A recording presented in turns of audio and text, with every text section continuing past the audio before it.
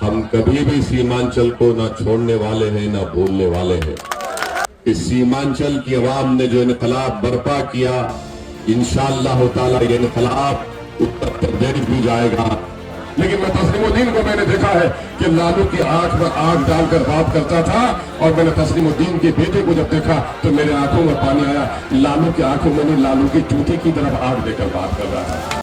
आभार यात्रा के क्रम में एआईएमआईएम प्रमुख अज़दुद्दीन ओवैसी ने अररिया के जोकीहाट रानी चौक पर एक जनसभा को संबोधित किया और सीमांचल में हुई भारी जीत के लिए सभी लोगों को धन्यवाद दिया।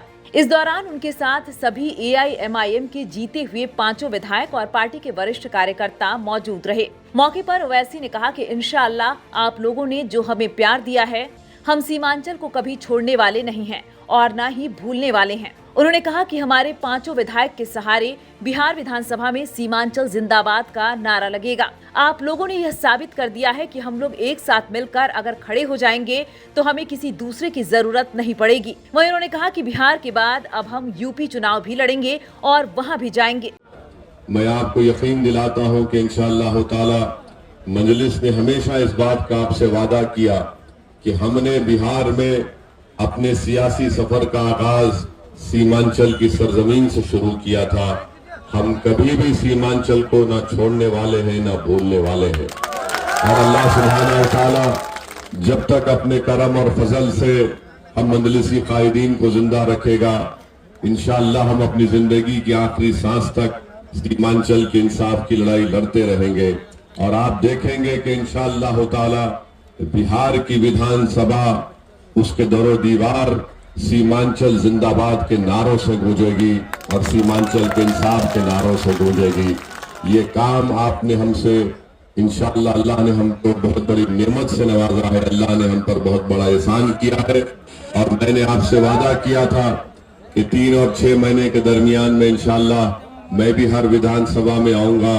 यहाँ पर मुर्शिद आलम साहब, ये जितने विधायक हैं, आपके दरमियान में बैठकर इनसे हम बातचीत करेंगे, इनसे पूछेंगे कि किस तरीके से यहाँ पर जोकीहाट हो या बहादुरगंज हो या मोर हो या बैसा हो या कोचादामन हो, यहाँ पर किस तरह से काम हो रहा है। बहरहाल आपका बहुत बहुत शुक्रिया। अल्लाह आपकी इस मोहब्बत को सलामत रखे। और एक बात को याद रखिए, आपने अपने इत्तेहाद के जरिए जो मजलिस को कामयाब किया, आपने न सिर्फ बिहार में बल्कि पूरे भारत की उस मजलूम आवाम को आपने एक पैगाम दिया।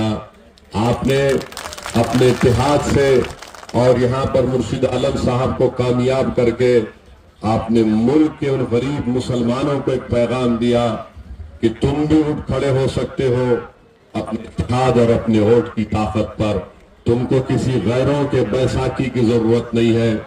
अल्लाह ने तुमको जो ताकत दी, अल्लाह ने जो हमको एतमाद दिया, अगर हम अल्लाह की जात पर तवक्कल करके खड़े हो जाएंगे तो इंशाअल्लाह ताला नुसरत अल्लाह ही की तरफ से आने वाली है। आपने वो पैगाम पूरे मुल्क के कोने कोने में पहुंचा दिया। जालिम लोग जो मुल्क के मुख्तलिफ रियासत में है, वो उनकी नींद को आपने हराम कर दिया। अब वो परेशान है।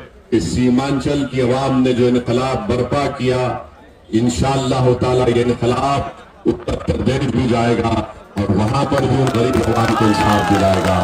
तो आपका बेहद शुक्रिया। मैं मुर्शिद आलम साहब से गुजारिश भी कर। वहीं एआईएमआईएम के प्रदेश अध्यक्ष और अमोर के विधायक अख्तरुल इमाम ने कहा कि जोकीहाट का इलाका पूर्व केंद्रीय गृह राज्य मंत्री तस्लीमुद्दीन का है। मैं उन्हें नमन करता हूं। तस्लीमुद्दीन लालू यादव की आंखों में आंख डालकर बात करते थे, लेकिन उनके बेटे लालू यादव के जूते की तरफ आंख रखकर बात करती हैं, जो कि बहुत शर्मनाक है। लेकिन मैं तस्लीमुद्दीन को मैंने देखा है कि लालू की आंख में आंख डालकर बात करता था, और मैंने तस्लीमुद्दीन के बेटे को जब देखा तो मेरे आंखों में पानी आया। लालू की आंखों में नहीं, लालू के जूते की तरफ आंख देकर बात कर रहा था। ऐसे बेगैरत लोगों को आपने सबक पढ़ाने का काम किया है। इनके लिए 100 बार मैं आपको मुबारकबाद पेश करता हूँ।